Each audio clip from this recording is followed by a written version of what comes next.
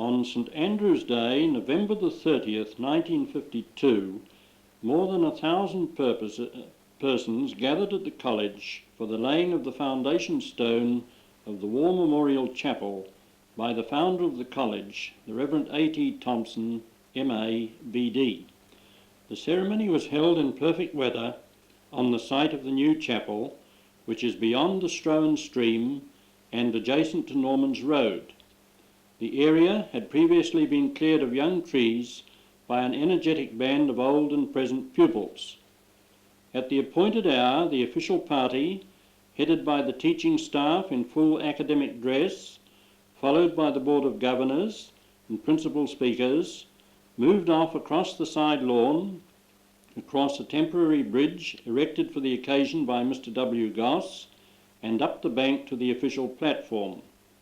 A scripture lesson was read by Mr. Trevor Wilson, President of the Old Boys Association, and prayer was offered by the Right Reverend James Baird, moderator of the Presbyterian Church of New Zealand.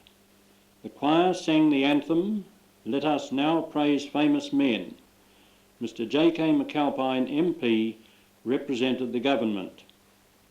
In his address, prior to laying the stone, the Reverend Thompson said, "I am thankful to God who has spared me to see this day, the greatest in the history of St Andrew's College, and also to the Board of Governors for the honour they have done me in inviting me to lay this foundation stone."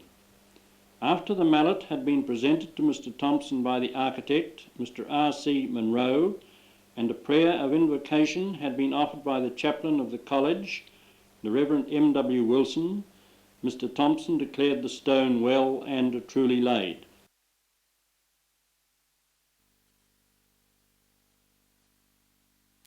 On Wednesday morning, March the 1st, 1954, the school assembled on the site for the turning of the first sod by the rector, Mr. L.W. Stewart. Morning prayers were conducted by the chaplain, the Reverend M.W. Wilson, after which the chairman of the Board of Governors, the Reverend S.C. Francis, gave a short address in which he stressed the importance of good foundations in human lives. The rector then turned the first sod and said that this was a day for the school to remember.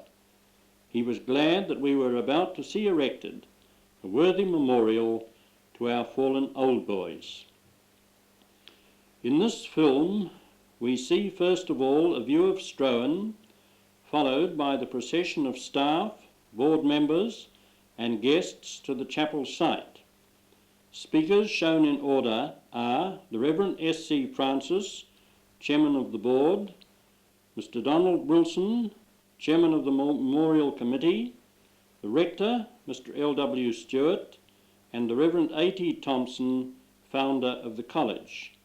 The presentation of the mallet is shown, followed by the laying of the stone.